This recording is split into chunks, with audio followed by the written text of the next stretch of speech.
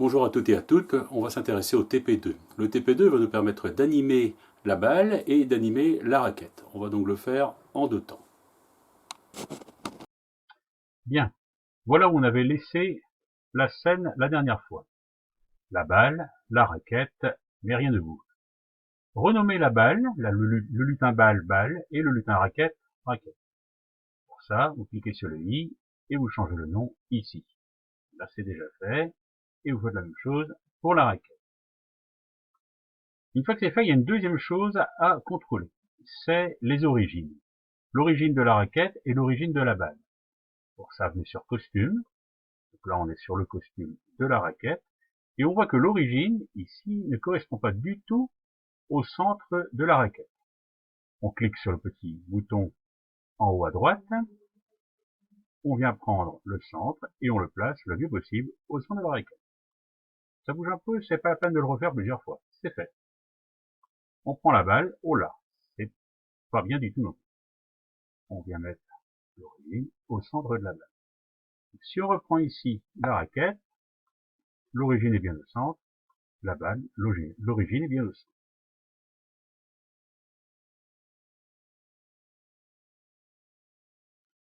Bien, on va donc commencer par programmer la balle.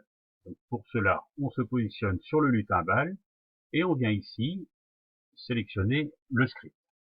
On était sur le costume tout à l'heure, on vient sur le script. Donc le script, c'est le programme. Il y aura un script par lutin. La première chose à faire, c'est de sélectionner un événement. Le programme devra commencer quand on clique sur le bouton, le petit drapeau vert. On prend donc ici comme événement quand le drapeau vert est cliqué. Ensuite, on va positionner la balle au bon endroit. Positionner, c'est un mouvement, et on va venir aller. Alors, les coordonnées qu'on va mettre ici, en X et en Y, X c'est ici, Y c'est par là. Vous avez vu sur la fiche de TP que X0, Y0, c'était le centre de l'écran.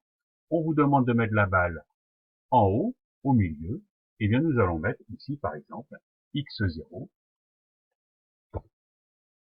Et deux fois, vous rentrez la valeur directement au clavier. 0. Ensuite, vous allez orienter la balle à 45 degrés. Rappelons-nous ici que quand on a le lutin, on voit que la balle est orientée. Ça doit être un rond, ça a quand même un sens. Elle est orientée ici à 90 degrés. On pourrait faire changer ici à la main, mais il s'agit de faire par programme. On va donc prendre ici, s'orienter à 45 degrés. Toujours rentrer au clavier. Une fois que c'est fait, ces deux choses-là ne seront exécutées qu'une seule fois. On va répéter indéfiniment, il s'agit donc d'un contrôle, et on prend une boucle infinie. Là, le programme, quand il va rentrer dans cette petite parenthèse, elle va s'exécuter indéfiniment. Il n'y aura pas de fin. Donc ici, on va commencer par prendre un avancé de 10, donc un mouvement, avancé de 10. On se rappelle qu'elle est orientée à 45 degrés, elle va donc monter la balle, et il y a un ordre qui s'appelle rebondir si le bord est atteint. Voilà. On va pouvoir lancer notre programme. Cliquons sur le petit bouton vert. On voit que la balle rebondit. La raquette est toujours transparente. Il y a un trou dedans. Et on ne peut pas la bouger. On a beau bouger la souris, on ne peut pas. Voilà, la balle est animée, elle Voilà. rebondit sur les bords de l'écran, le bord de la scène. On va s'intéresser à l'animation de la raquette qui doit se déplacer en fonction du mouvement de la souris. Voici où on avait laissé le script. On s'intéresse maintenant à la raquette. Sélectionnons le lutin raquette. Prenons le script. On va toujours prendre un événement pour commencer. Quand le drapeau vert sera cliqué, un contrôle, on répétera indéfiniment. La raquette devra se positionner, il s'agit d'un mouvement, se positionner à X, Y. Alors X, Y, on va les lire directement, les valeurs de la souris. Le Y, on ne le lit pas, c'est une constante, on va le placer par exemple à moins 100. On pourrait faire des essais pour voir où se place la raquette en changeant cette valeur-ci. Par contre, le X ici, on va le capter, on prend donc le menu capteur, et on prend ici la position de la souris en X, souris X, et on le met à la place. on utilise ce qu'on appelle une variable. Voilà, regardons ce qui se passe maintenant en cliquant sur le bouton vert.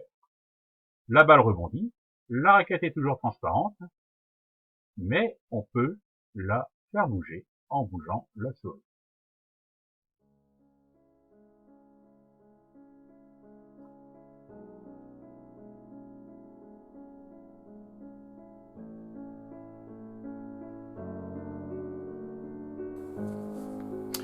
Voilà, la raquette est animée, elle répond au déplacement de la souris, la balle rebondit sur les bords, mais il y a toujours un problème, la balle traverse la raquette. Alors ça, on verra comment le résoudre, à moins que vous ayez déjà trouvé dans le TP3.